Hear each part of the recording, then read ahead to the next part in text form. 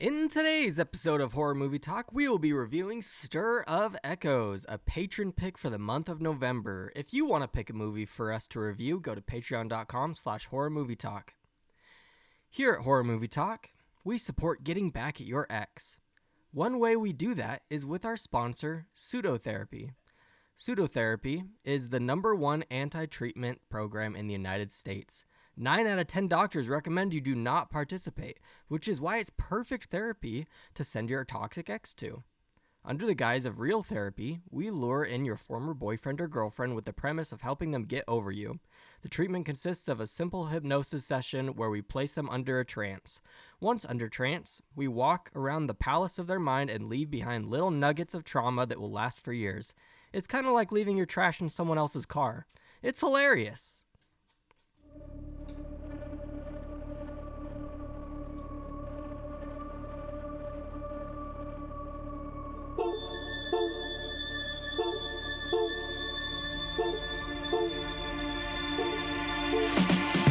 Is this a metal thing? Yes. Little taste. David, what is this? It's pretty thick. Brain break. I have to kill a lot of people. Just tell me what you want me to fuck. I have big tits and a tiny vagina. Oil me up, Daddy. I can't believe that Bryce prefers big tits. Mistletoe alert. This is backcountry. This guy was a real jerk. How long can Hugo being pregnant? Chomp, chomp, chompa, chompa. Oh, you're such a dick, David. Okay, everybody, put on your corpse handling gloves. Ew. Hoodie Picasso. Horror. Hello and welcome to Horror Movie Talk, an opinionated and accidentally funny horror movie review show. I'm Max Allen, the young hip cowboy with bigger boots than you, and with me, as always, is Dr. Bryce Hansen, who holds a PhD in using basic common household technology, and Sydney Lee, who does not. We will review a different horror movie. Like you have any room to criticize. Hey, Bryce, you can't just cut. I'm in the middle of my thing. Just because You're you're a ruining my young hip flow. cowboy doesn't mean you shouldn't know what a hard drive is and how to find it on your computer. Actually, because I'm a hip cowboy is exactly why I don't know how to do that. Okay. All right. Proceed. All right. Don't interrupt me again. Golly gee.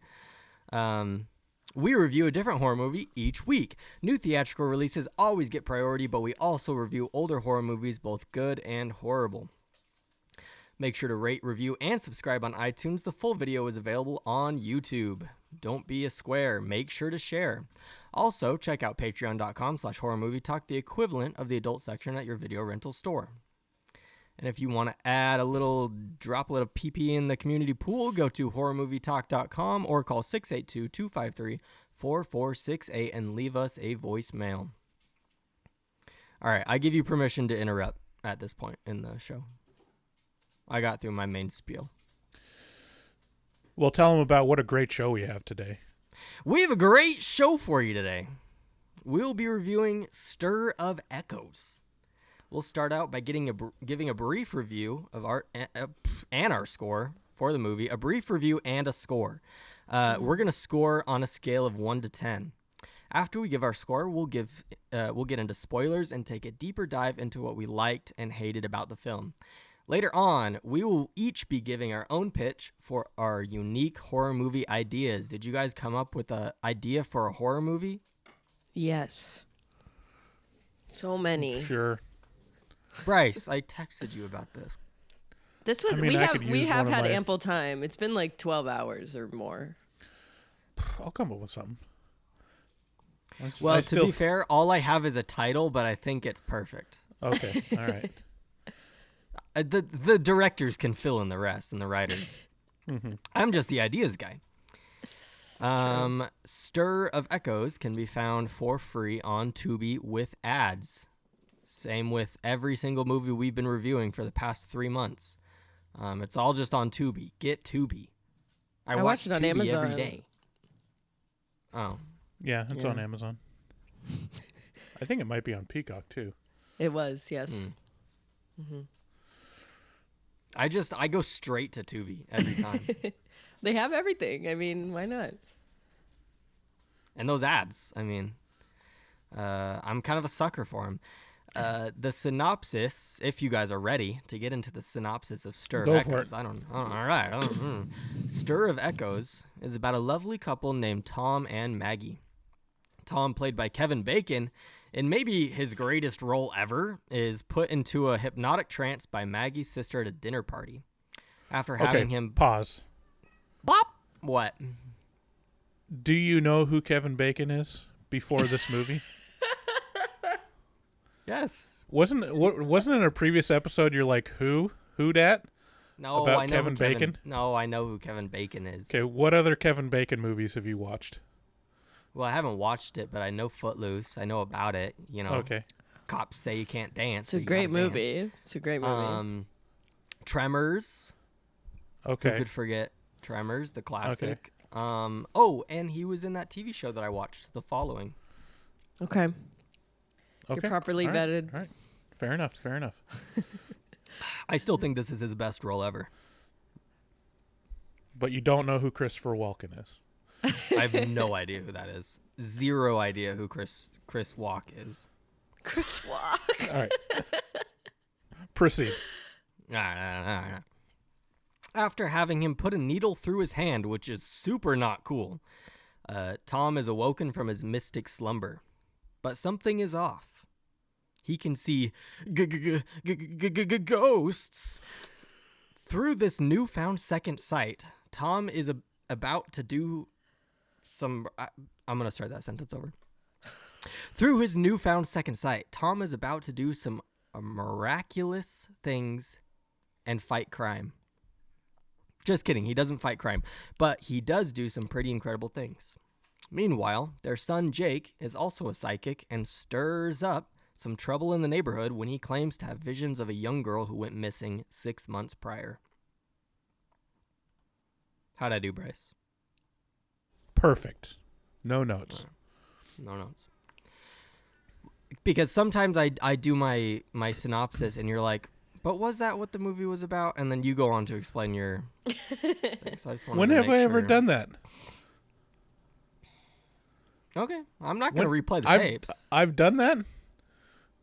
Listen, All right. I'm not going to sit here. I don't have references. I'm just going to say how I feel. Well, if you're going to make accusations, back them up with data. How about you just learn to listen? Fair enough. All right. My review of Stir of Echoes is I went into Stir of Echoes cautiously. It did not look good.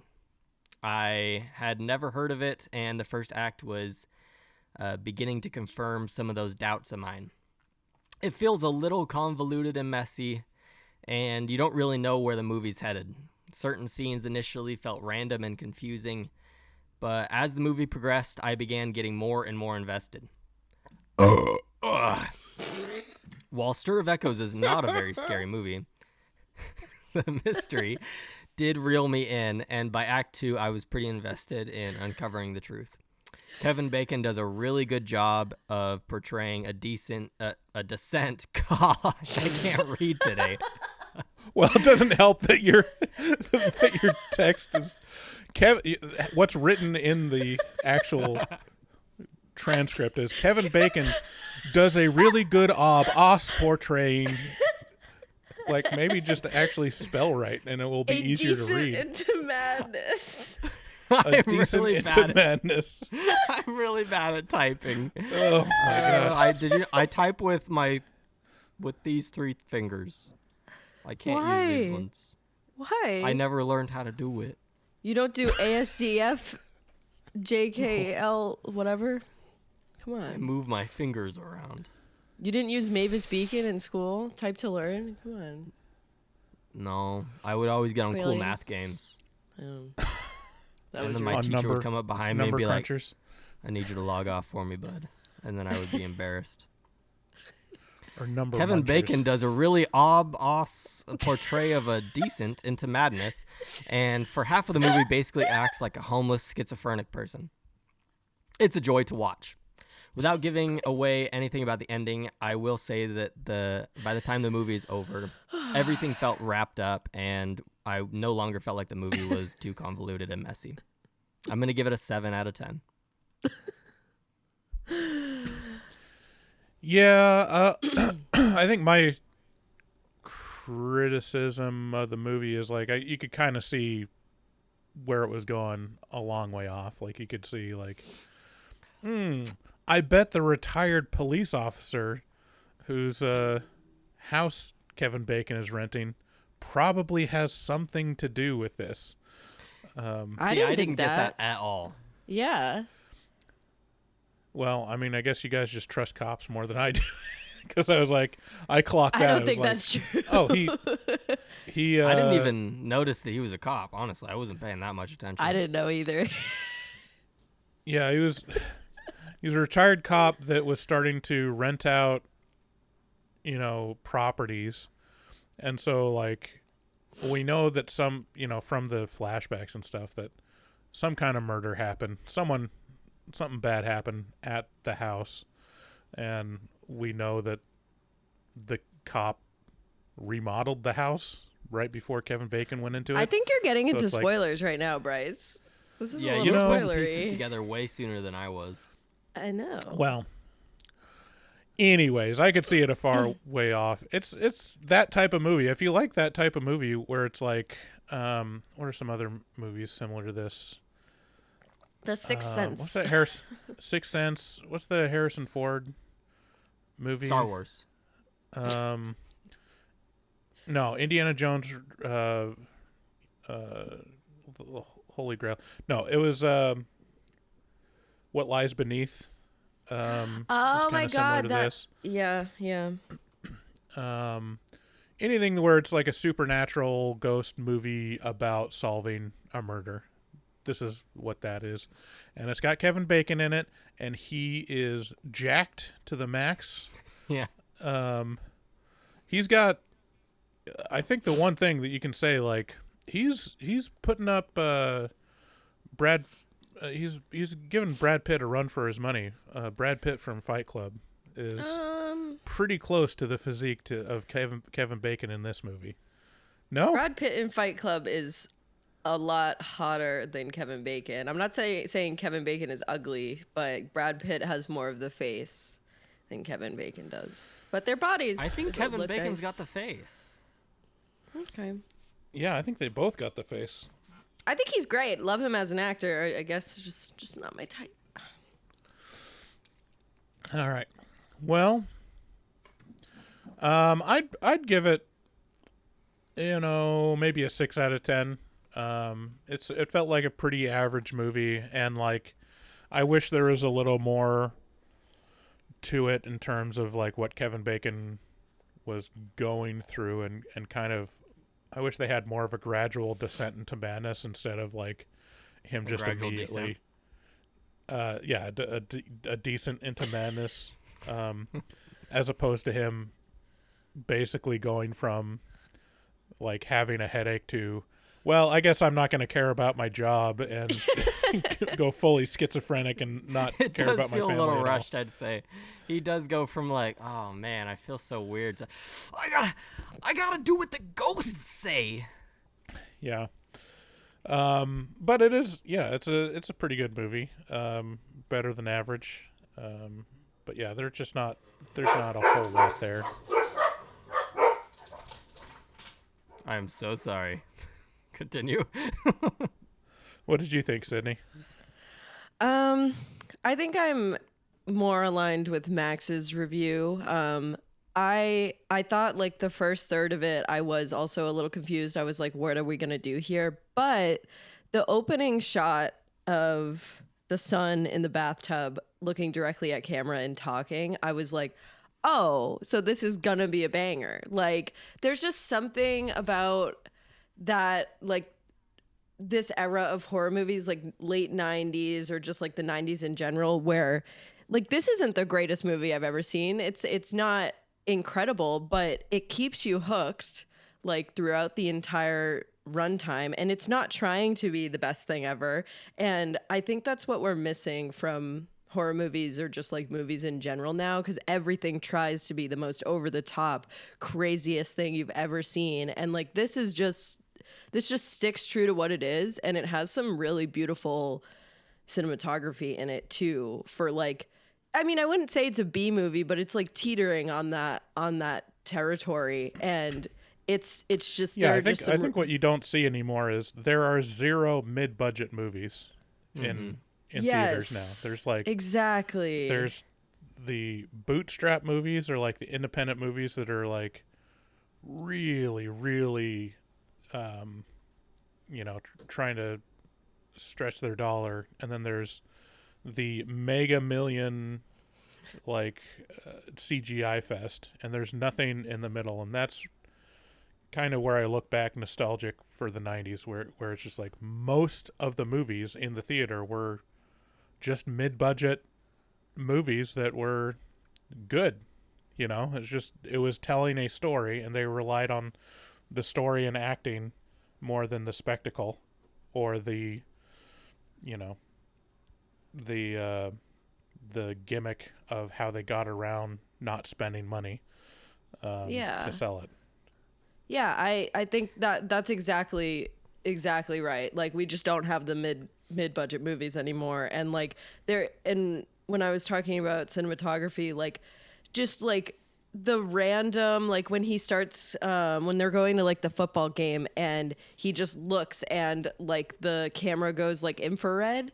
Like, that's not hard to do with like money wise or with the camera or whatever, but like that is really effective for portraying like anxiety and fear. And it's like they're not doing it like this anymore. And that's why I really appreciate this movie. It's like I said, it's not the best movie of all time. Like, there are things that could be improved upon, but I had fun watching it, and I'm also going to give it a 7. Like, it was good. I'd watch it again. Also, This is good. did that little boy look just like a 5-year-old Matthew Lillard? I can't remember what he looks like. He's on my screen. He's in the corner.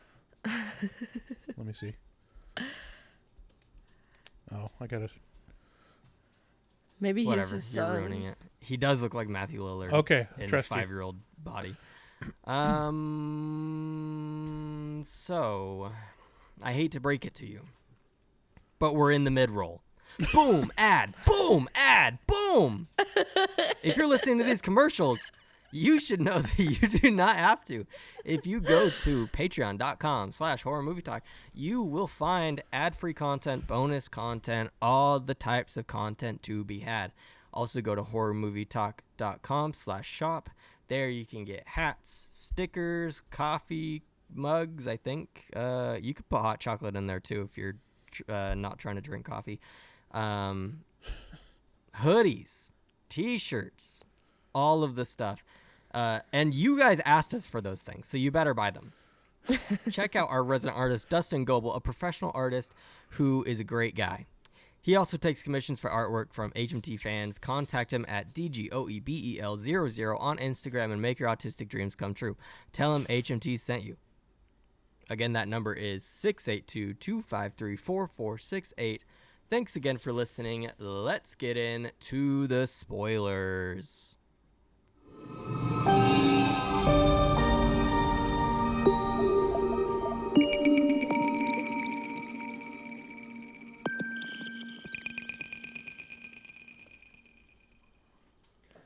Spoilers. Beep, boop, beep, boop.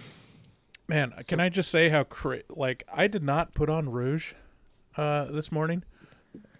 Finally, it's going down. I was like trying to like drain my sinuses, and it looks like I put on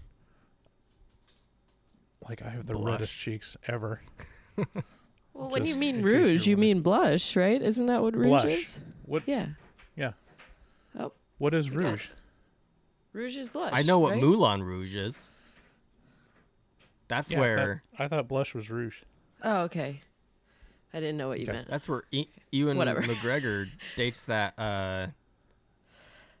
prostitute, and he's like, I I've love never you, seen and she's that. like, you don't have money,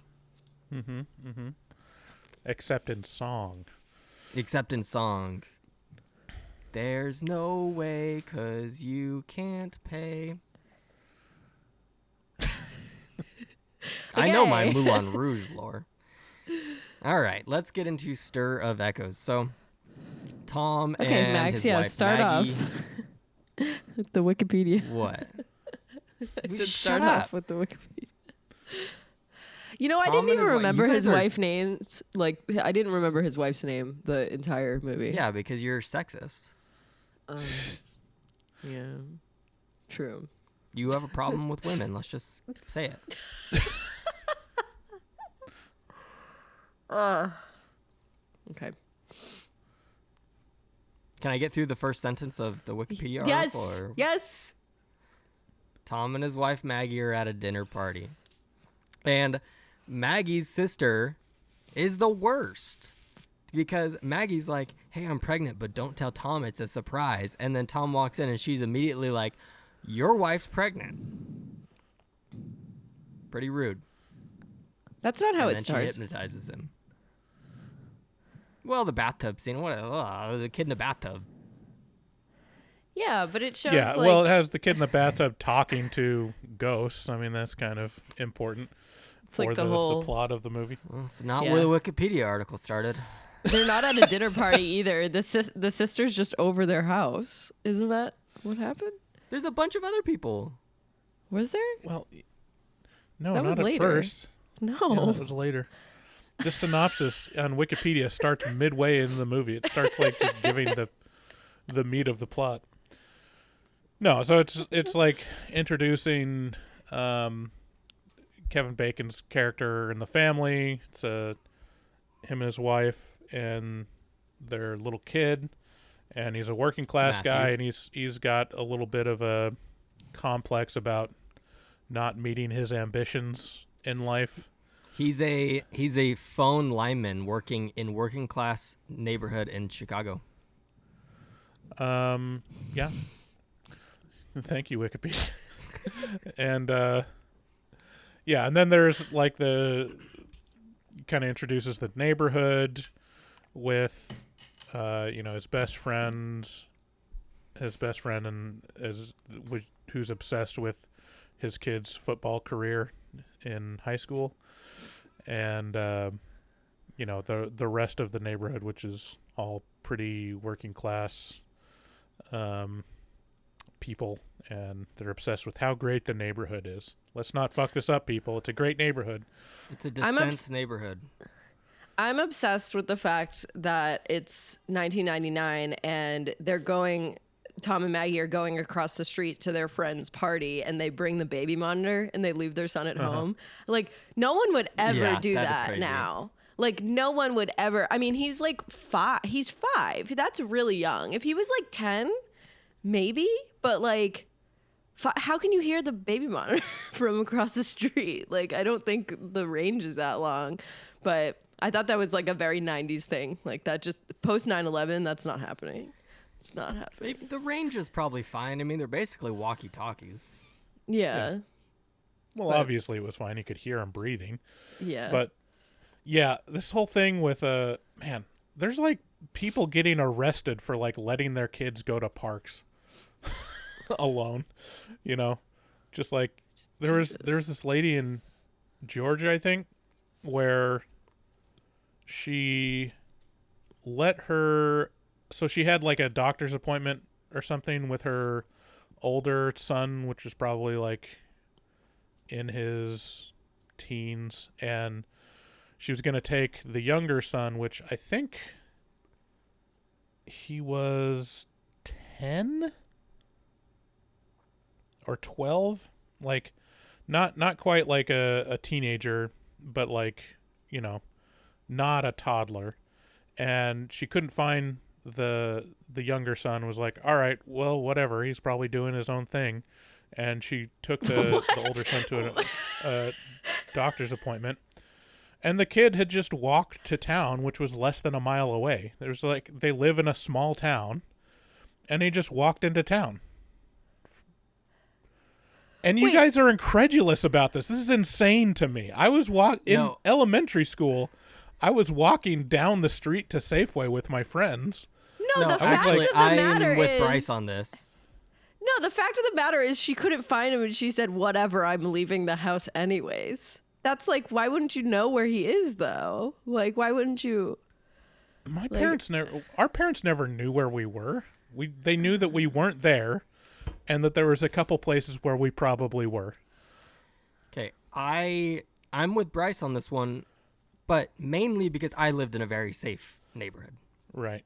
But well, that's what everyone says before they're kidnapped and raped. Well, true.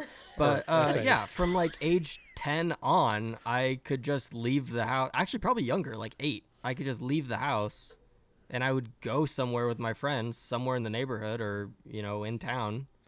And my parents didn't know where I was. They just knew I was out with friends.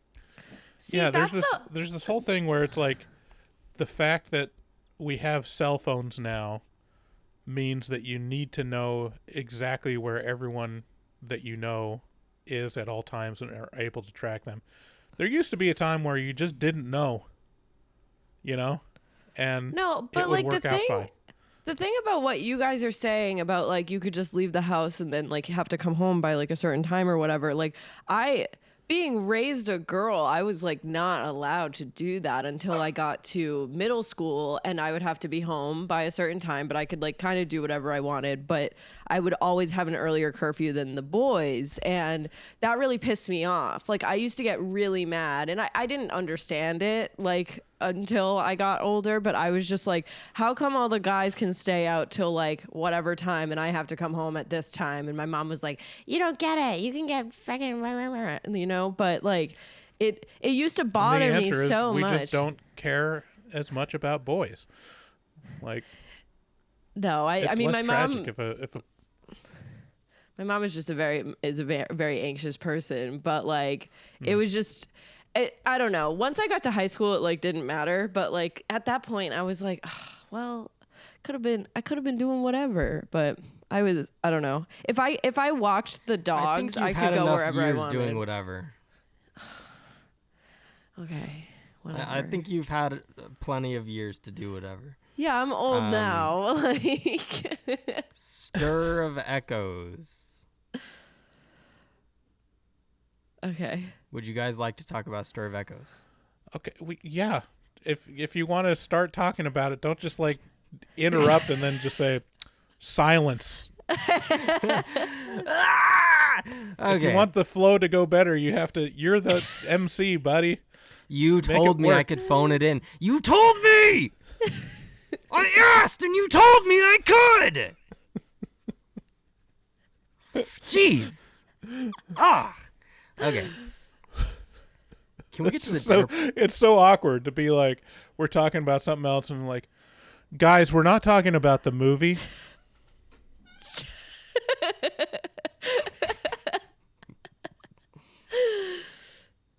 Just so you know, I'm cutting out everything that makes me look bad. I really love that. Okay, so anyways, it was a different time. What we're talking about is it was a different time. Yeah. People didn't care if you abandoned your 5-year-old in the house while not actually abandoning him because you could hear him from a child monitor. And but I really love Lillard. that. I really love that the wife is pregnant and like, that's like, it seems like it's going to be a major point and it literally doesn't matter for the rest of the movie. It is never brought up. Never. And she doesn't even like the movie doesn't happen for a long enough time that she doesn't look pregnant either. So it's just like, I'm pregnant. It's the whole thing. Yeah. The whole thing was to be able to use the device that her sister is, prescient, is able to be in touch with the supernatural or whatever, which I guess is technically true because she inadvertently caused Kevin Bacon to have his third eye open, but which ends up being a really good thing for him, because his child would have been stolen. But is she a psychologist or what is she? The sister? Yeah. She seems like she does nothing. Yeah. I don't think she had a specific Oh, I thought that profession. she was going through like training, and part of her training was to hypnotize hypnosis people? thing. What kind of? Yeah, well, no, she said she was almost a licensed hypnotist, Oh. And Kevin Bacon rightfully said, like, well, so that basically not. means you're not a hypnotist. Yeah, Being no, almost licensed is the same as being not licensed. hypnosis is a fair psychology practice. It's not like just things that witches do. Like, there are proper ways to be trained in hypnosis, I think. And it doesn't have to be like a very like spiritual, kooky thing. Like it's kind of just like sleeping and being like in tune with deeper parts of your mind, I think. This is like, Is this it though? reminds Is it me valid? of the cell when they do hypnosis to try to like help people with mental problems. But that movie's really good and we should do it. I love that movie. Mm-hmm. Yeah, we should do Cell. The Cell is great visually, but is actually probably not that great of a movie. But I think it's good. I'd be curious if I watch it again if I would change my opinion. No, it's good. Yeah, is hypnotism like a legit psychological thing that you can do in a practice? Yes. Because I thought it was like kind of proven as like it doesn't really have much usefulness because it's all usually from suggestion or it's like how unreliable your memory is as unreliable as hypnosis is. Well, it really depends on what you're using it for. Like, are you using it to recover repressed memories? Like, yeah, maybe it's not. Maybe like suggestion and like faulty memory can play a big part in that. But if you're using it more as just to like open you up about things that you have trouble talking about, it's probably useful that way. Interesting. Max, can you hypnotize me? I have zero training in hypnosis. I don't understand it at all. In fact, it kind of freaks me out. I never want to be hypnotized. I have a book on hypnotism that leads me through how to hypnotize people. Can you hypnotize me at the end of the show? I'll have to find the book. I think I was just about to throw it away. Don't throw that away. That's a gem. It was in the bargain bin of Barnes & Noble when I was a kid. And I was like, holy shit, it's teaching me how to hypnotize people? Oh. Did you ever try it?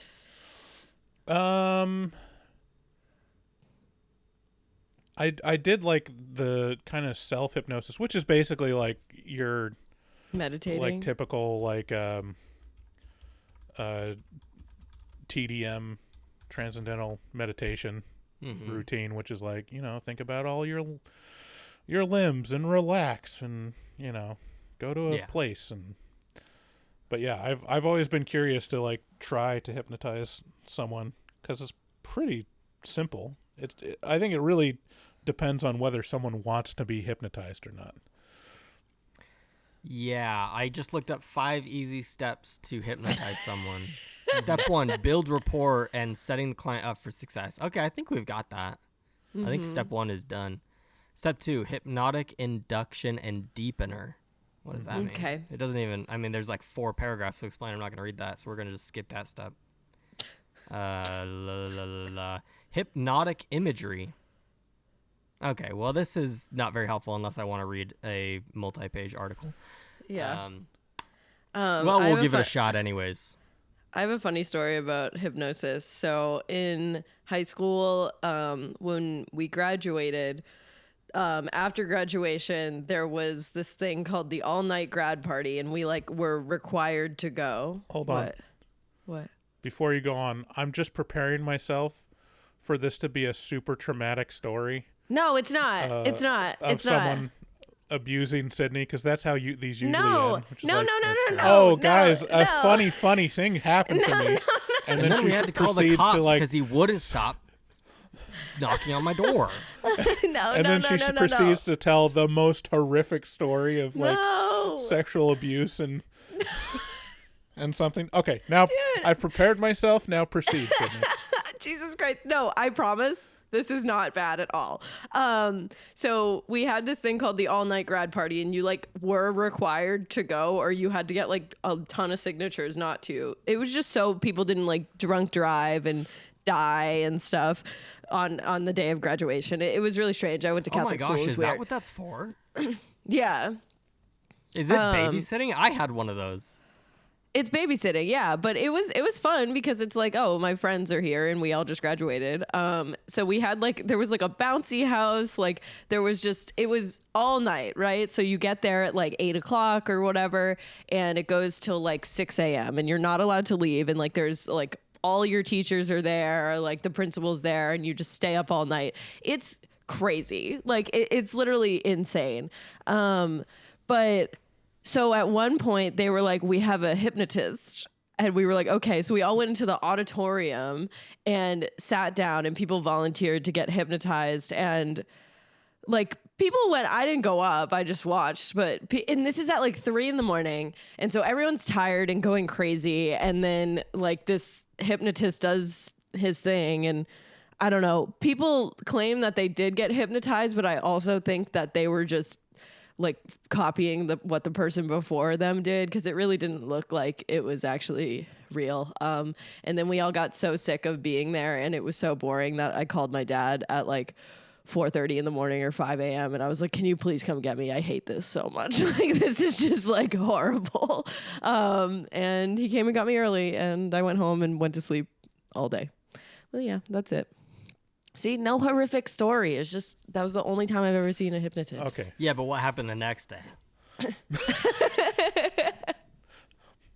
I don't know. I don't remember. Then I realized I was actually hypnotized when I found myself naked in front of this stranger hypnotist's yard. Like, he left a post-hypnotic suggestion. Okay, that is actually one thing I will say about hypnosis is I don't think you can actually make people do things they don't want to do. No, I think probably not.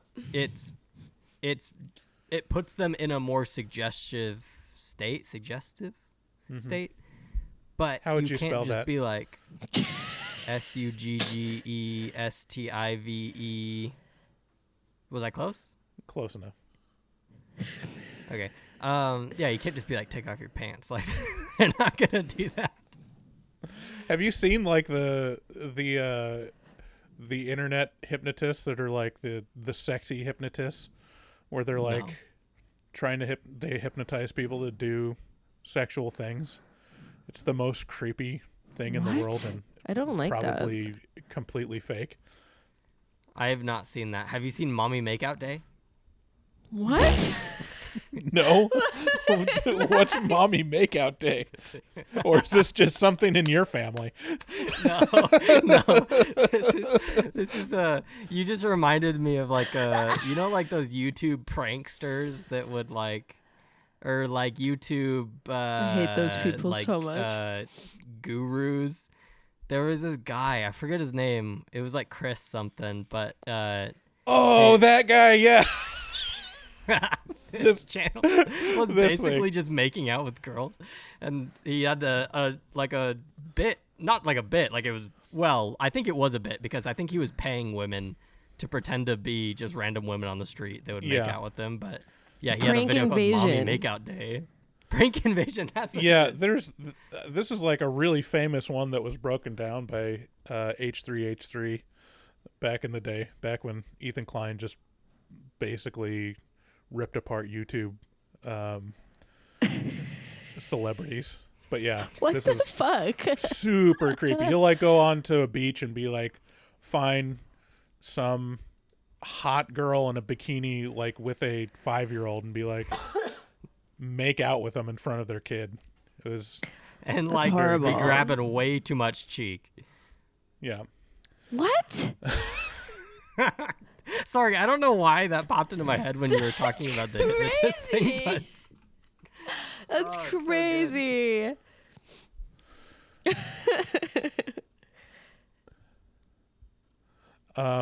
Yeah, the one that I'm thinking of, I've only seen it on like what's it called, Your Mom's House podcast, and they have this hypnotist that hypnotizes these women and just tells them to come.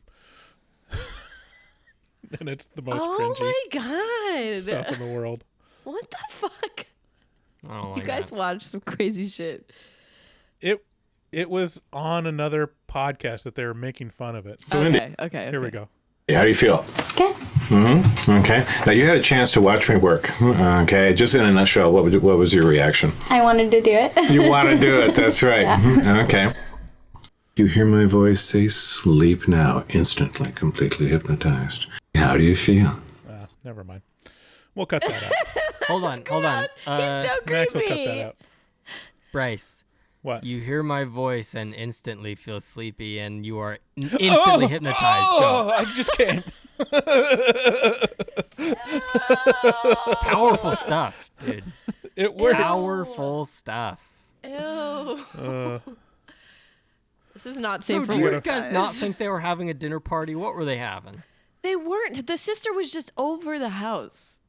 Kevin Well, Bacon no, it was starts giving out- his no. son a bath. When he and then his- tells her that she's pregnant, he's just over at the house. She's just over at the house, and then later there's a party.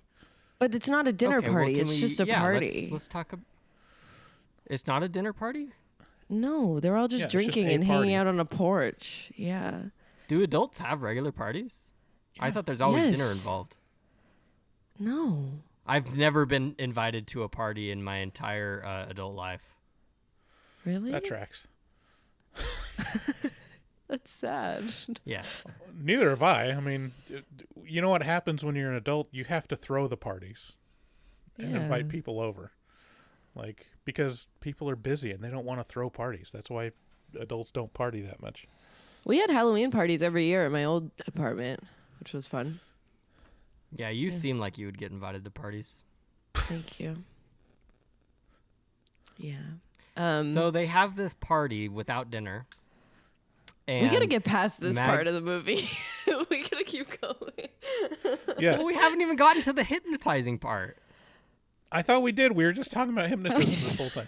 She hypnotizes him. We did not And- even mention that he got hypnotized. He gets hypnotized, and she makes him put a needle through his hand. Well, first of all, it just goes from him going under hypnosis to then him immediately waking up. And they're like, you were I so think it has crazy some while you were flashes. under hypnosis, man. You were just doing some crazy shit. And he's like, what are you talking you wet about? I your need a beer. pants. Yeah. Yeah, And he chugs beer when he gets out of hypnotic trance. It's He pretty loves good. it. But Yeah, so he, like, it comes opens out of up the his hypnotic second trance and- sight. Wow. Okay. That was. talking over each other. Okay, Bryce, go. I thought I was the MC. I'm trying to move it along. What do you want to say? So I'm cutting yeah, all he wakes that up. God damn it! So he wakes up from the hypnosis and it's just them all telling him that he did crazy shit, and that they put like a fucking needle through his hand and then told him to only bleed through one side, which is not a thing I think you can actually do with hypnosis. And then he's like weirded out and feels strange, and then like leaves the party pretty quick. And then that is really like the impetus for the rest of the movie. He's almost immediately like shown as being super, super thirsty, which they never really connect by the end of the movie. I know why. Okay, Oh. why? Because Why? she got the ghost girl, she got suffocated and she couldn't breathe. And so he's deprived of oxygen every time he's under hypnosis or has these visions because she died that way. So every time he comes out of hypnosis, he like is so like he hasn't been able to breathe, so he's like panting and he's like, I need to drink something. That's my theory. What does that have to do with thirst, though? Yeah, do you get thirsty when you can't breathe? His mouth is really dry. Should I we don't have a know. breath holding contest? No. Again? Oh my god, I'm we gonna did do dominate that. you both once. again. I'll dominate you both again with my I smoke so much. holding breath. It's not. Yeah, I think I've been practicing, but we don't have to if you're scared. You've been practicing. I figured because he's mostly drinking orange juice. I figured he just needed like electrolytes, being out in the sun. Yeah, digging he gets the holes. orange juice because he's digging so much, and he's like, I need vitamin C. I don't know. I need vitamin Yeah, I don't know. C. Like the whole point. Like immediately after he wakes up from hypnosis, he's like he chugs a beer, and then like after he starts having vision, he's like always has to chug stuff, and I was expecting him to explain like, that she was, tortured or kept locked in a basement without any food or water, and she was super thirsty, but it never connects that dot at all. It's just like, well, that's just a weird thing that's happening. Yeah, so when he gets back to the house, he starts seeing the same ghost that apparently his 5-year-old son has been seeing. And they connect that it's the girl that went missing 6 months ago. And they need a babysitter for a date night. These parents are really on top of their dates. They go to They parties. really are. They go to shows. They're keeping the flame alive. And they're like, oh, I can't find a babysitter. And young Matthew Lillard is like, call Rachel. Rachel can watch me. And she's like, oh, that's a good idea. We've never used Rachel, but I'll call her. That was the craziest thing, by the way, where he was like, you need to call blah, blah, blah and ask for Rachel. Like, and the mom's like, yes, 5-year-old. You're so correct in that. It's like, how about we think about that for a sec? He does not know these people. Like, that's like insane. She doesn't even think twice about it until later when, the whole freak out happens. But it's like, well, yeah. And then really weird. She asks him right after she tells him, like, who told you that? And then she's like, it's a pretty great timing to where she's calling the friend to ask if the babysitter is available. And she's like, who told you that the babysitter's available? And the friend picks up right as the kid's saying, like, oh, Maggie, just the ghost. Samantha. But she's like, Samantha. Yeah, sorry. Yeah, Maggie's the mom. Maggie's the mom. Oh, it's just Samantha. But she's like distracted because her friend just picked up the phone. I texted you guys this, but it's kind of like The Shining was in 1999 Chicago because of like the little boy has this prescience and like his dad has it, and well, I mean that's not what happens in The Shining, but then there's the random guy they meet at the like the cop they meet the at Dick Halloran character. Yeah, no, you can say exactly. It, the magical Negro. I know, it's like that trope, and it was kind of, I think it was kind of annoying because they don't utilize him like really. Like it's just the mom is just like, what's going on? And he's like, they have the visions or whatever, and that's all he really says. He's not really as much of a character as like, he could have talked to Kevin Bacon. Kevin Bacon would probably be like, oh, I understand. Like, why didn't that happen? I don't know. I do. Yeah, that's like the super that frustrating in this, part. Like, they're like all schizo though. Like at the graveside, it makes it seem like, oh yeah, like we're this like underground society of psychics, and we're just trying to help each other get by. And then she meets them later in the night, and they're like all super paranoid and being like, don't let her in, heads. shut the door. They're like living in a crack house, like being like, stop, the fucking feds are gonna come. Like, it's like, what is happening right now? Yeah, apparently having psychic powers also makes you an insane homeless person. I mean, maybe that explains homeless people. It's like they're all just actually having conversations with dead people and trying to solve crime. Yeah, no, it's not just crack. not paying attention to them. It's not crack. And when they just randomly stab people on the light rail, they're getting vengeance for a murder. Deserved it. Yeah. Okay. I think I could be homeless. Is that a crazy thing to say? I think I could do it. I think anyone could be homeless. It's not that hard, like, to be homeless. My ex-boyfriend was homeless for a little while. What? You were homeless for a little while? No, my ex-boyfriend was, before I met him, Yeah. homeless for a little while. I mean, he had the look. It would suck, but it's not hard. It's not hard to not live inside, You just live outside. But I think I'd be like extra resourceful. I think I would I'd go the extra mile to be like, you know what? I'm gonna thrive out here. Tell me more. What would you do? I just, well, I'd probably start out sleeping at parks. Because where else are you gonna sleep? It's probably the safest place, and you can get on like some grass or something. No loitering at and then parks, I though. would- It's illegal, so they would kick you out. They don't. They're not gonna patrol. There's like 20 parks in this neighborhood. No one's They patrolling do, all of them though. at all hours of the night. They do.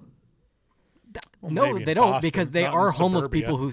There are homeless people who sleep at the park here. So Okay, there's like sorry. 5 of them, and they've been That's- there since I moved here years ago. We have a I don't lot of know what Boston anti-homeless is like. stuff around here. Like people are like the city is very anti-homeless. Like they have the benches with the partition in them and shit. It's bad. It's bad. It's really No, we sad. don't have those. We Must have be nice homeless over here in encouraging Portland. benches. Yeah, I just have every off ramp is filled with tents around where I live.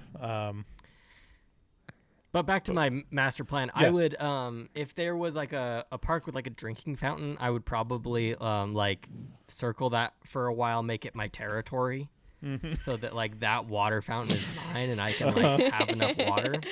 Okay. And honestly, I'd probably start stealing small grocery items for food until I've built up enough resources to where I can kind of live off the land for a little while, and live off my food storage, which I'm keeping at Your this park food that is storage. now mine. Yeah, and then eventually I would probably just take someone's car, drive to Okay. a warmer state. So your plan Like is just to GTA be 5. a criminal. Your plan is GTA 5. Well, you're already a criminal if you're a homeless person, so. That's not true. Well, not according to where I live. It's everyone has the human right to sleep wherever the fuck they want. Well, I honestly like I mean when I went to Portland it is very different from here, but like Yeah. I honestly like that because like all the anti-homeless stuff in Boston is really harmful. Like people die all the time because they have nowhere to go. The shelters are all full. Like there's just not resources for it. And so it's like if people can set up a tent on the side of the road and not get actually like fucking arrested or killed or die, like I think that's good. Like I think that's a good thing. It's not. I will tell you it's not, because they're just going to die from fentanyl use anyways. Like it's not a good sad. thing to have it just accepted that like, well, you know, what are you going to do? And especially Portland has millions upon millions of dollars that's like allocated to solve this problem, and they continue to do fuck all about it. Yeah, that is the biggest issue there. Like it's really sad. Yeah. So I do think that now that I've thought about my plan a little bit more, it's not going to work because it is just too cold here. So I would have to immediately start moving to a warmer climate. So like what's the rules here? Do you start out with absolutely nothing? Just the clothes on your back, yeah. Just the clothes on your back? Okay. Yeah, You know, see, anyone that's sane, any one of the people in this room would be fine being homeless because we have our mental capacity to figure out where to get services. Yeah, and It just would not literally homeless just be anymore. like, yeah, just talk to like, hey, what services are available? What shelters are there? And what can I get for free to get me back on my feet? And then there'd be a cavalcade of resources that are given to you. That's true. Which, but what if like, which I'd might be it's might a be more harder fun- harder said than done, but like you'd be able to get, place somewhere within a couple weeks or something. I think it's a more fun thought thing about experiment to pretend that you can't use resources. You just gotta. So if it was that, like, okay, if you can't get any resources, well, you'd either have No, to you just can't. turn to You crime can't get any free like organizational resources. You can still like beg for money or like, yeah. Oh, okay. I always give homeless people money. If I have like $1, I'm gonna do it. Like they like the ones that stand in between the cars and walk around. Like it was raining the other day, like pretty hard, like downpouring. This guy didn't even have like a hoodie, and I was like, and no one was stopping for him, and I was just like, I had $1. I literally had $1 in my car, and I was like, here you go. And he was like, he was so thankful, and I felt so bad because I wish I had more, or I had like food or like a fucking hood to give him, and I was just it's so sad because like you just have to sit out there Sydney, even when it's raining. I don't know, it's sad. Yeah, Sydney, you have a couch. You could have invited him in. I wasn't near my You house. have all the resources available to help someone get off the street. Sydney, don't you know that if you boast about your good deeds, you lose your reward in heaven? Your reward is here and now. I didn't boast about it. I'm contributing to the conversation. No, I'll one up you, Sydney. I sprained my ankle running home to get a bag of supplies for a homeless man because I was so excited to help him that I jumped over a bunch of rocks and I sprained my ankle. One of my ex-girlfriends worked at a homeless shelter and was the main cook for it. Would make these really nice meals, so that was nice.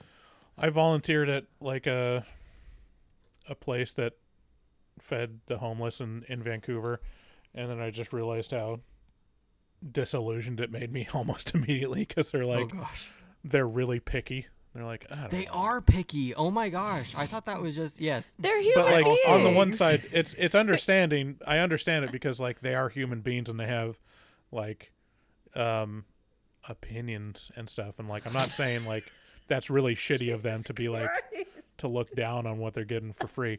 But the point of it is like they actually have a lot of choices, and so they can be pretty picky in the United States. It's just funny when you think someone's like starving and they come in, they're like, "Oh, I'm not eating the vegetables." Well, yeah, that's the point. Is like in the U.S. they're not starving. No one is starving in the U.S. Like if you've ever gone to any, like if you just go to Mexico, where they're next door, you can see what actual poverty looks like, and even then, that's not the worst in the world. Like you can go to a third world country and see like, oh, there's people dying on the streets from hunger, like because there's not food for them.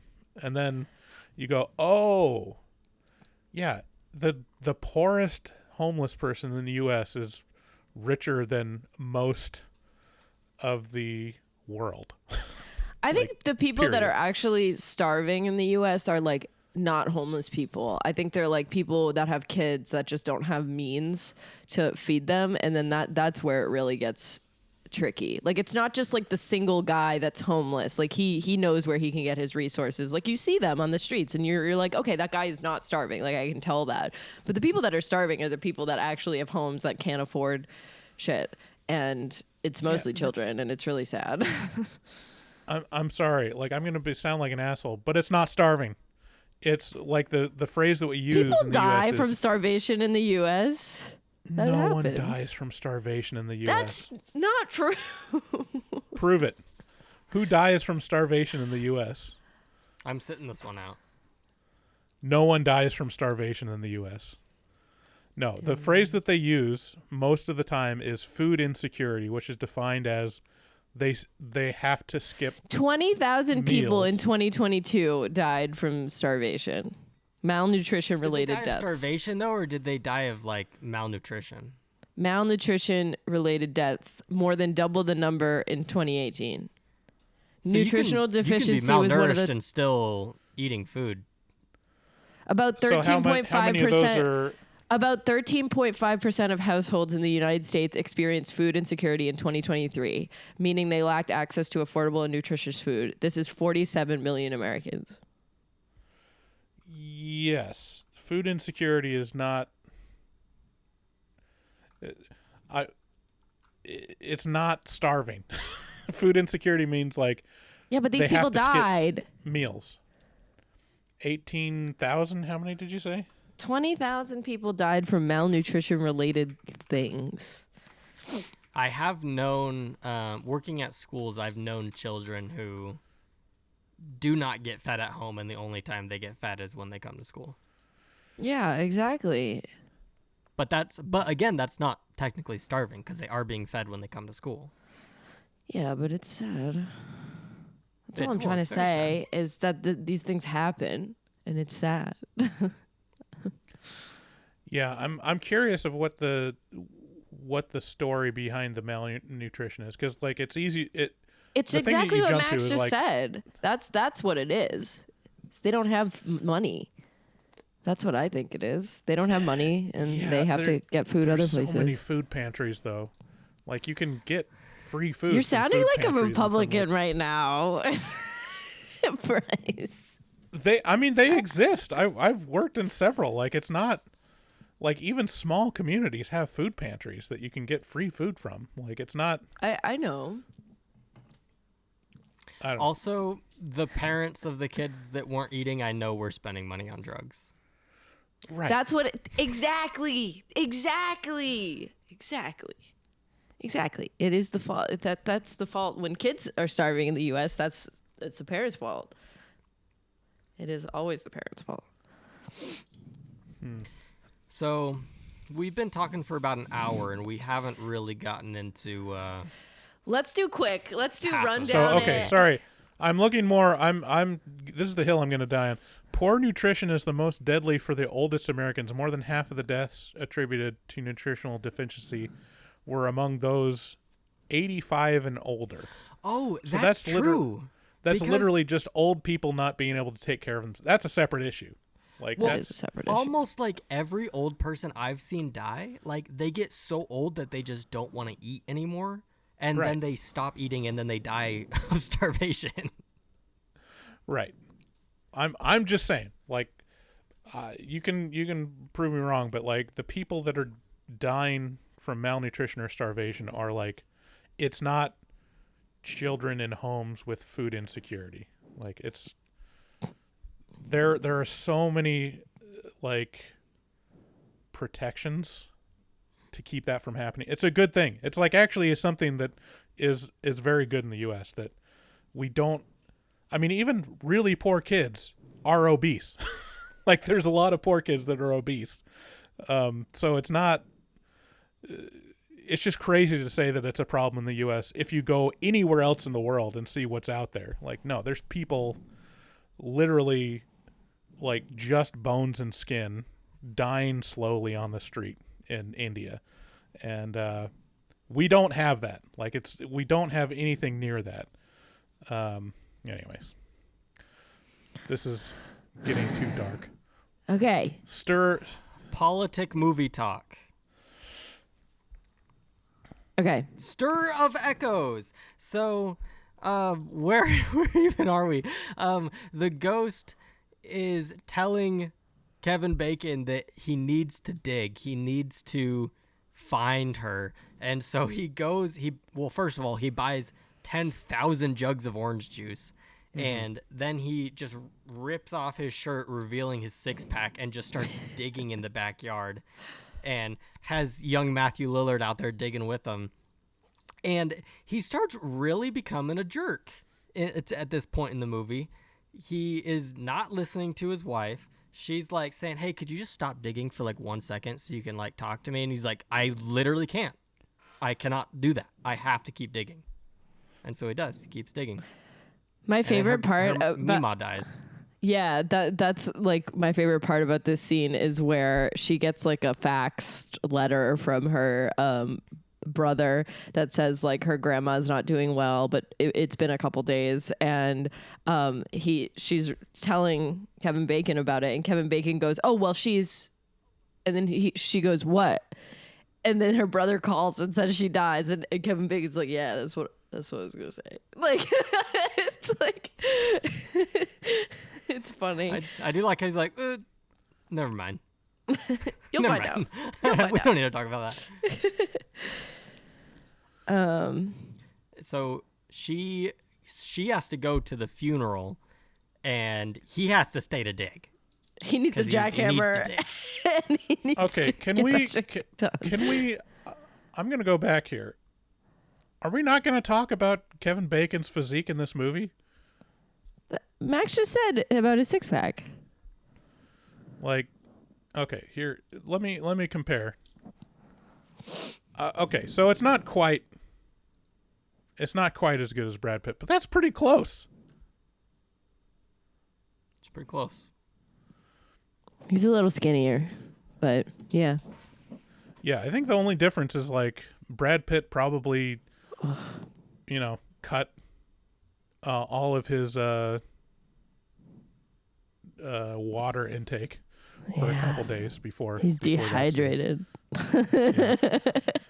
That's what is hot. Dehydration. Maybe that's guys. Maybe that's why he's so thirsty, because he was trying to cut. And he couldn't do it. He was cutting for this scene, and he was like, "Okay, I can put my shirt back on. Give me 20 gallons of orange juice." Yeah, That's exactly what it was. He runs out of water, which I didn't really actually understand how this happens. Is there a water limit on houses? I think No, like it wasn't. He didn't run out of valve. water. It was just a broken pipe or something. The valve was didn't work. wrong. Yeah. Oh, because he said something about $800 a month for water, and I was like, $800? No, that's how That's much a he lot of pays money in for rent. water. That's how much No. he pays in rent. He's like Yeah. $800 a month. Like $800 a month for water would be fucking insane. Like that's actually crazy. Okay, I was misunderstanding that because I was like, that is a lot of water. This is how bad it is in 2024 that like $800 a month. Well, obviously that's insane. That couldn't be his rent in Chicago. That's got to be the for water that bill, big right? house. Imagine paying $800. I'd cry. I would die for that. I would die for that. Sad. Wow. I thought it was for the water bill. I've had some hefty water bills myself. You know, one time I went out of town and I accidentally left the sprinkler on. That was a big bill. It wasn't $800. It was like $100. So it was just like a but- sprinkler attached to a hose. Yeah. Ooh, That's horrible. wow. That's impressive. Actually, the bill was only like $100, so I guess water's pretty cheap. But I was still like, wow, that is a lot of water I just used. Could have saved some fishes with that. Did you ever use that excuse when you were behind someone in the drinking fountain in elementary school? What? Save some for the fishes. 1, 2, 3, that's enough for me. No, I wasn't an asshole. Yeah. No, I would just wait my turn. 1, 2, 3, that's enough for me. You're done. I used to bring water bottles to school, like plastic water bottles, so I never really had to do that. Yeah, well, I was a fat kid, so I was going to be drinking a lot of water, so I wasn't going to throw any shade at anyone else. Like, listen, guys, this is going to be a good, like, minute and a half of me trying to not die by drinking this water. So, yeah, take your time. Waterboarding yourself, trying to get it in as fast as possible. It's like, okay, I need to drink, like, half a gallon right now, but I can only drink it at 1/2 mouthful at a time. Like, let's do the math. Oh my god, it's here. the worst. It's the worst. Yeah, and now they don't even have drinking fountains. It's crazy that they like have every child have to bring their own water bottle to school now. It's like, can't you just use drinking fountains? Like, I It always wasn't- did that. My mom always sent me with water bottles. I don't know. Were you guys the ones who put your full mouth over the drinking fountain spout? yeah, I'd put it over the hood, like the hood. Just be like, Yeah. Just Yeah. to really get it flowing down the throat, yeah. did you guys see that Parks and Rec clip of when they had Chris? What's his name? I'll pull up a clip. Well, no, Chris that one was Pratt? flagged. Chris Pratt, when they're like, yeah, we have a real problem with people putting their mouths on the drinking fountains, and then they're like trying to solve the thing, and they're like, they put a cage over it, and they're just like, all right, let's test it out, and they tell Chris Pratt's character to drink it, and he's like, can't get his mouth over the cage, and then he just like rips it off, and he's like, God damn it. It's a good Yeah, show. I feel like if there's two things that are inseparably connected. It's putting your mouth over the drinking fountain and dropping your pants all the way to your ankles at the urinal. If you do one, you have to do the other. That's a pretty good guess there. Do I can guys see do that? Do you see guys do that in the bathroom? Well, when you're a When kid. you're a kid, when you're a some- kid. Okay. You know what? That would be a real bold choice if you were a full-on adult to just drop your pants and underwear. I think Man. people would assume you have some mental deficiencies. Or I know, you're but gay then it and you're would be trying great to to like cruise. try to like strike up a conversation because they would assume that you had mental disabilities, and then someone pees next to you, and you're like, "Hey, pretty rainy out there today, isn't it?" Just like, huh. Can I share a traumatic story about one time when I dropped my pants to go to the bathroom? Yes. Okay, how old were you? Was this I was in 5th 6 grade. months ago? I was in 5th grade. No, listen, it wasn't at a urinal. Hold on, I can explain. So, I was going on the 5th grade boys camping trip. The whole 5th grade went on a camping trip together. The science camping And- trip, right? No, it wasn't science. It was called Bear Lake something. We watched The Wizard of Oz. I don't know. But when we got there, we unloaded the bus and we all had to pee. And so we all went over to the bathrooms, and there's a big line there's no urinals. It's just like 3 stalls. And so there's a big line for all the boys to pee. And finally it gets to my turn, and I go into the stall and I close the door and I just drop my pants and sit down, because that truly is the most relaxing way to pee. Mm-hmm. And that's what I do when I'm at home. Right. Because I don't want to stand when I'm in my own home. I want to sit down and relax while I pee. Right. And so my pants are at my ankles, and one of the other kids looks under the stall and goes, who dropped their pants all the way to the floor like a little first grader? And I was super embarrassed, and everyone was laughing. And then when I was done peeing, I came out and everyone knew it was me. Oh, Max. Children are cruel. Children are cruel. It's Me, really, when I go in a it's really public nice bathroom- to just sit down on the porcelain and let it flow. Yeah. I've never, No, I'm all for it. I've never seen a guy like that I've dated pee sitting down. Like, never. Not once. I don't know. Well, you need to date more sensitive people. That's a sign of insecurity, actually. I think you won't sit down to pee in your own home. No. No, that's not what it was. I think once you start cleaning your own bathroom as a man, you start doing the math, and you're like, yeah, maybe it's just better to relax and sit down instead of just like, because no man wants to admit it, but like, it's a real roulette wheel of where that pee is going to go. You really can't control it. We like to think we can, but we can't. Yeah. Just like every once in a while, there's a stray. It's just like goes, pew. Sometimes it's just straight onto the wall. Right. Exactly. I also have a method. This is really exposing me here. I have a method of wiping after I pee, which I know most men don't do, but You should, though. it's really, I think, the way of the future. Yeah, we're getting deep in here. Because when you finish peeing, men like to shake. I do the shake too, but you know that there's still a few drops in there, and they're gonna dribble out into your pants. Yeah. You just grab a little toilet paper, you wipe it up, it comes right out, and then you're dribble free.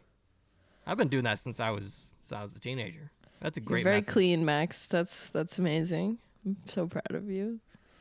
No, I do the shake, and then you milk it a couple times to get the last bit out. I'm telling you, next time you sit down to pee, grab a little toilet paper and try it out, because it'll, like, your mind will be blown. You'll be like, wow. Yeah. Oh my gosh. My God. Yeah, well, we all leak a little. Like, there's no don't. way around it. I'm telling you, that is the way around it. I don't leak. You guys are gross. Anyways, well, when I go on a public toilet, I take off all my clothes and hang them over the wall. Just like establish dominance. Just like have my pants and shirt and just everything. Just Bring like a thick chapter folded. book that you open up as soon as you get in there. And then I make a lot of noise.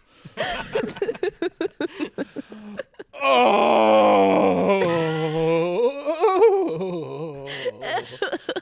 Gosh. It's really gross.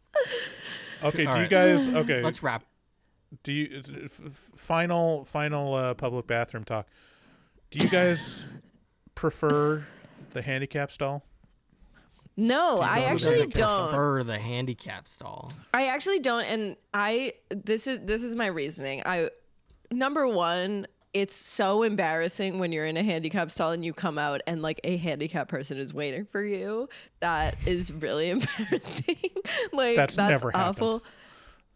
That's Yes, never it has. ever happened. Yes, it has. Genuinely, like someone on crutches or I will something. I will say, the first time that happens to me, I'll stop doing it.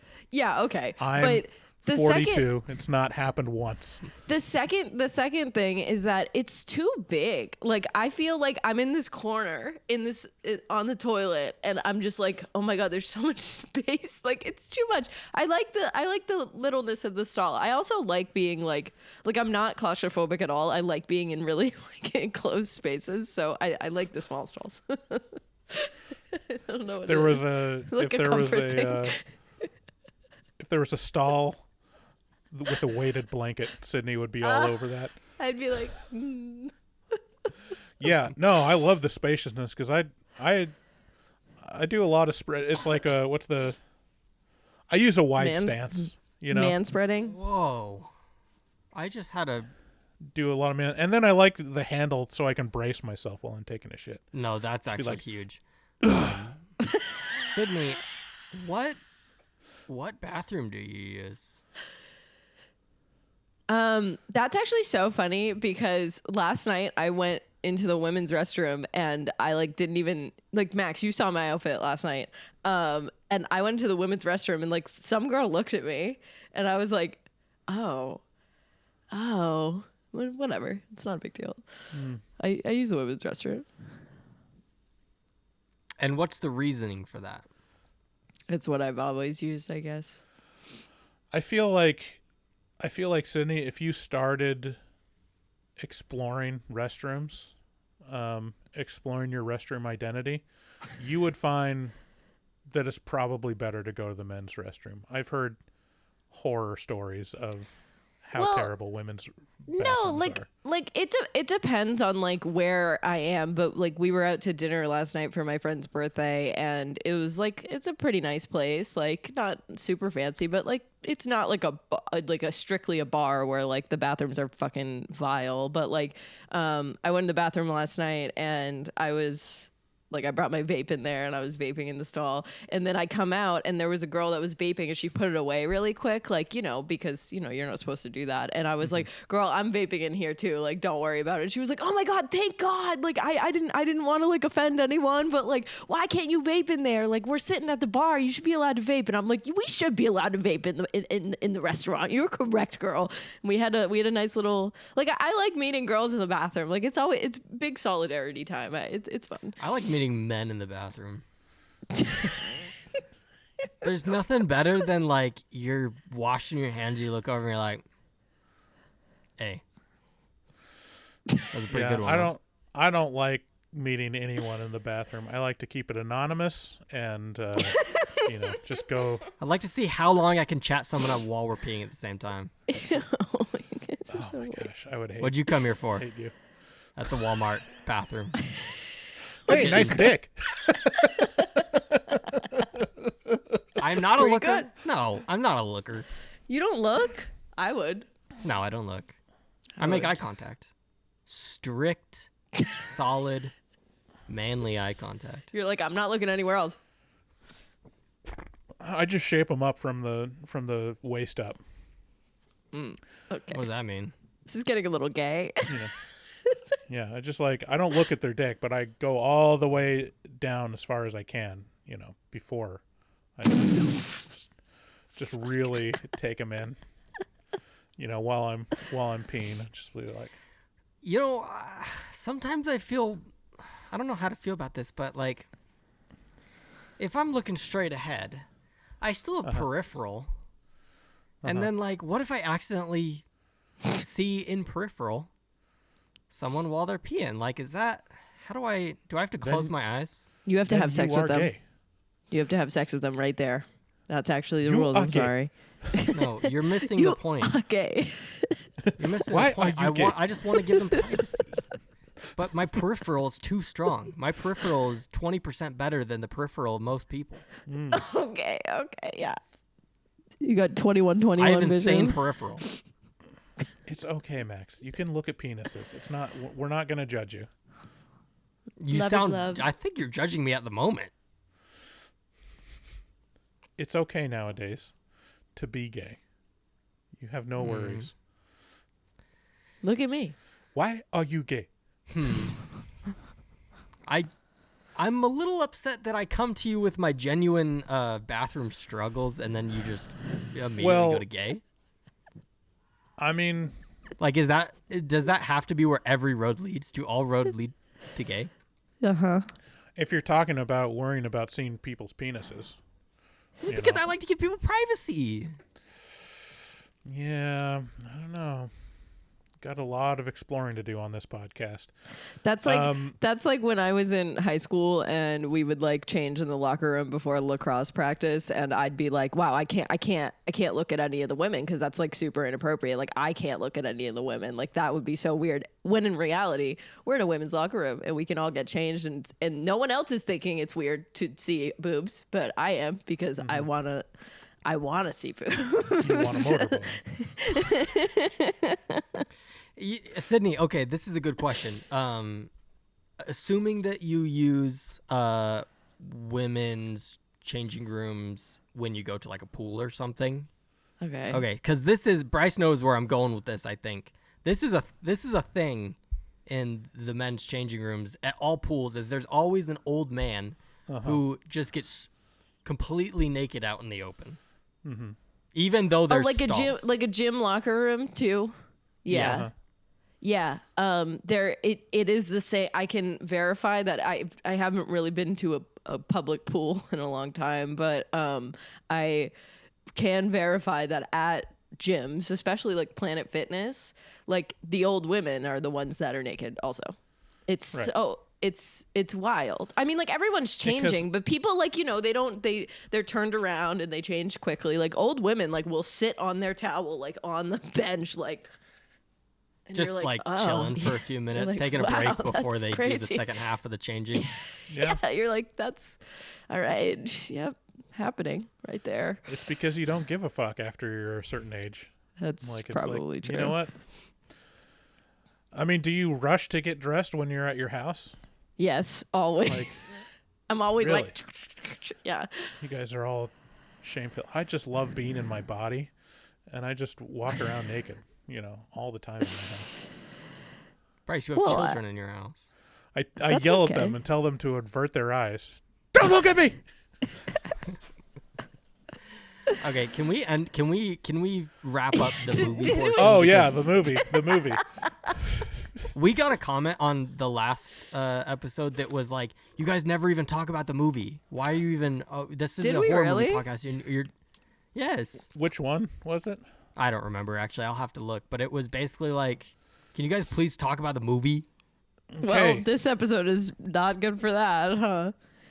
No, we're barely talking about the movie. So, Kevin Bacon digs a lot, and then he finds her body. And when he finds her body, Samantha, the one that's behind Bryce, when he finds her body, he touches her hand and then has a vision of what actually happened to her. And it was like the guy who owns the house, his son, and then Kevin Bacon's best friend's son were in the house and like lured Samantha in, and the cop's son was like going to rape her, and she was like, stop it. And then he was like, she's too loud and being annoying. And so the best friend's son takes a piece of cellophane or plastic or whatever and kills her by accident, but suffocates her and kills her.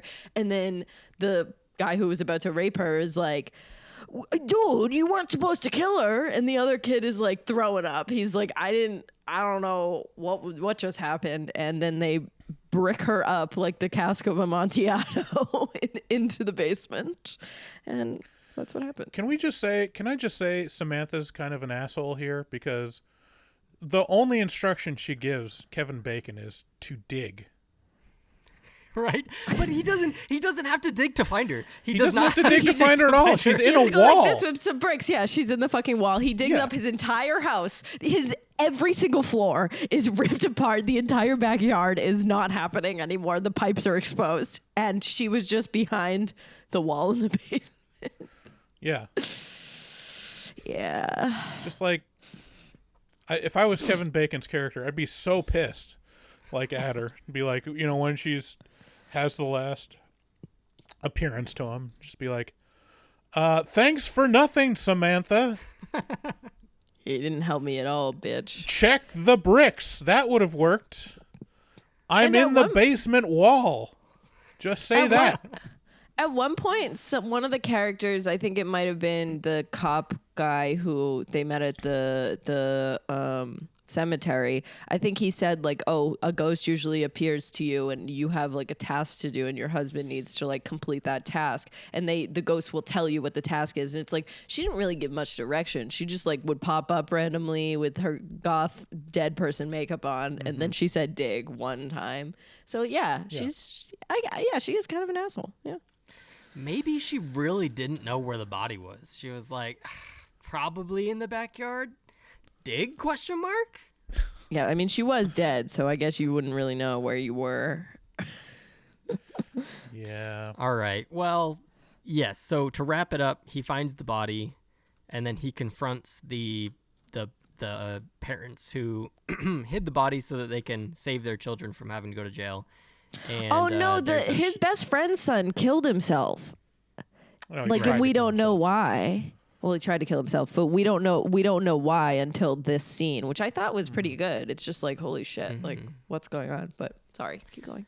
Yeah, but then his friend, who is also guilty, it makes it seem like he shoots himself, but I guess he didn't. He was just pretending. But he comes out and he shoots the other guy who's trying to kill Kevin Bacon, and it's a happy ending. Then they move. Yeah, they move, and Samantha gets to not be stuck in the house anymore, and everyone is satisfied. Probably besides her family. Gets to have a funeral for her. Yeah. It would have been great if, like, after did they kill the cop? I can't remember if the cop got shot. Cop and the son. And the son. It would have been great if Kevin Bacon's character was like, "Oh, thank God, now I don't have to fix the floors." At the end of it, I mean, that's true. Someone else's problem. He just moves out. Yeah, that's why they didn't have to move out, but he just did the math, and he's like, "If we stay, I gotta repair all this stuff." Yeah, fuck that. True. And then the son. What happens to your property if your landlord dies? It goes oh my God! into their wait! I have families.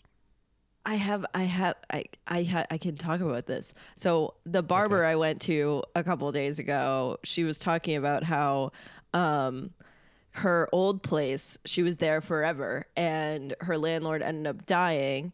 A company bought the area, like the building or whatever, and raised the rent to crazy amounts, and so she had to move out. So that's what happened. Companies sucks. will just snatch it up. All right. Any final recommendations? Who would like this movie? Yeah, I mean, if you like ghost stories, this is good.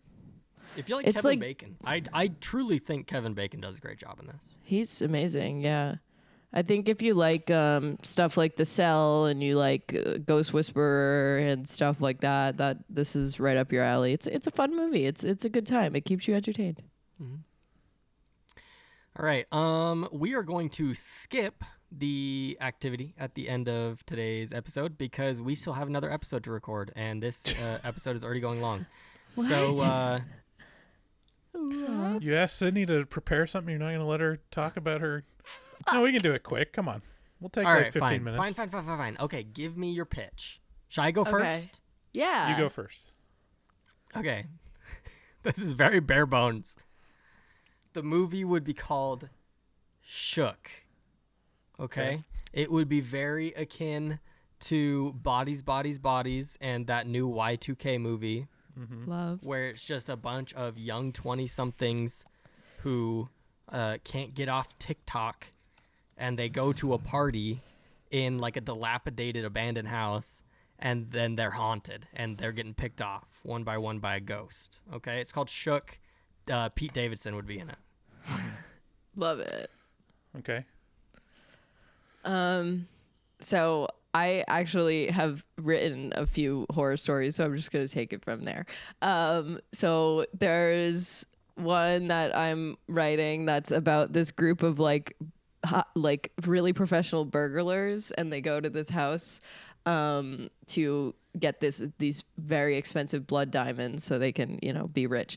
And the house has like it starts like warping their minds and their memories, and they don't like, they'll be walking and they'll just like appear on some other part of the house, and then they all end up in this room that is like seemingly really out of place because it's a really fancy house, but it kind of like you walk in, it's like you're in like a beach house. Like it's just like the decoration's bad, and there's a TV, and there's like 1 million VHS tapes in there, and they only play reruns of the Golden Girls. And so every time you watch an episode of the Golden Girls, someone appears and just stands there and just looks at you, and they get closer and closer and closer, and I don't know what happens after that, but that is it.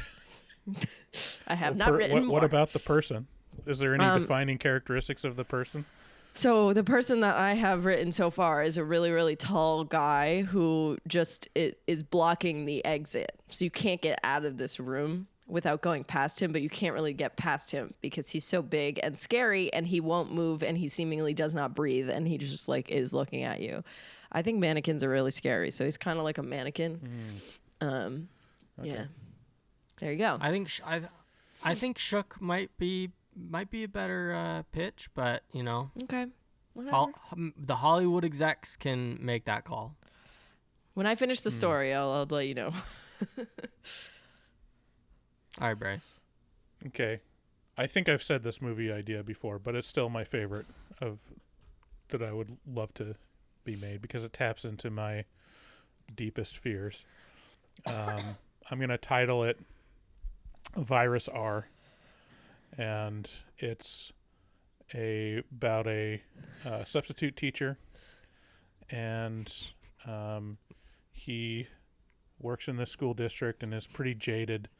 And one day he, is driving into work, and he hears on the radio outbreak of a virus that's been affecting, communities around the East Coast, and that people have started acting strangely, and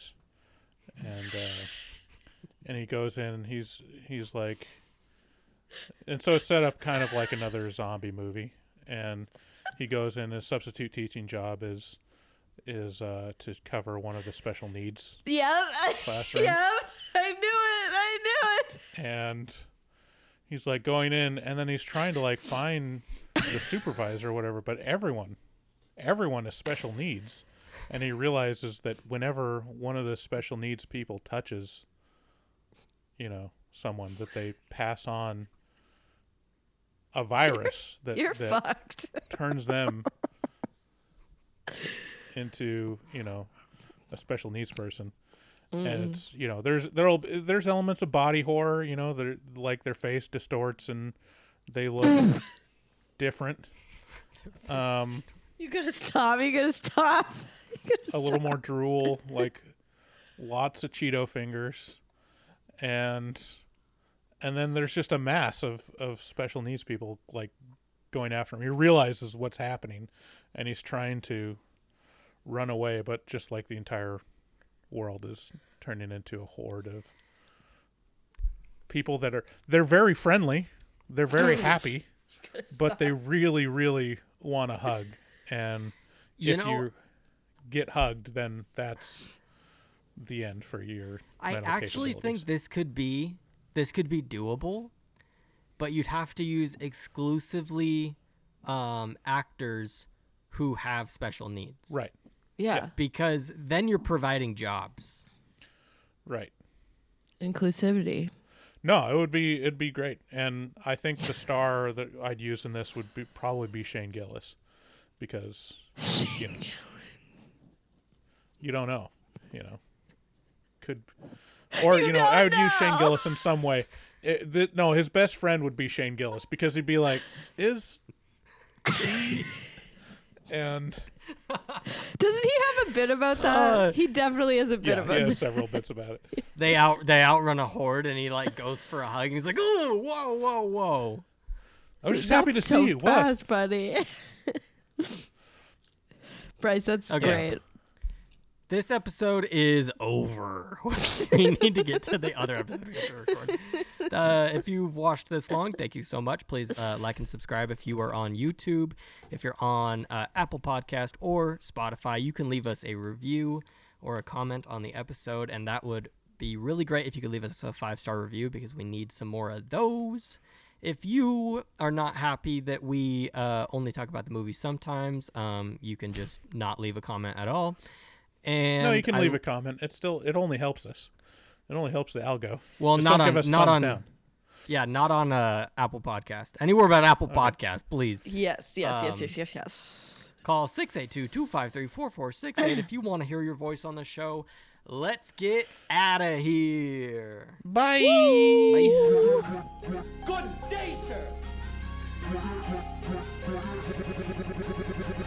Good day, sir. You lose. You get nothing. Is that a raincoat? Yes, it is. I just took a stroll through the scraggly woods. He had no face. Horror.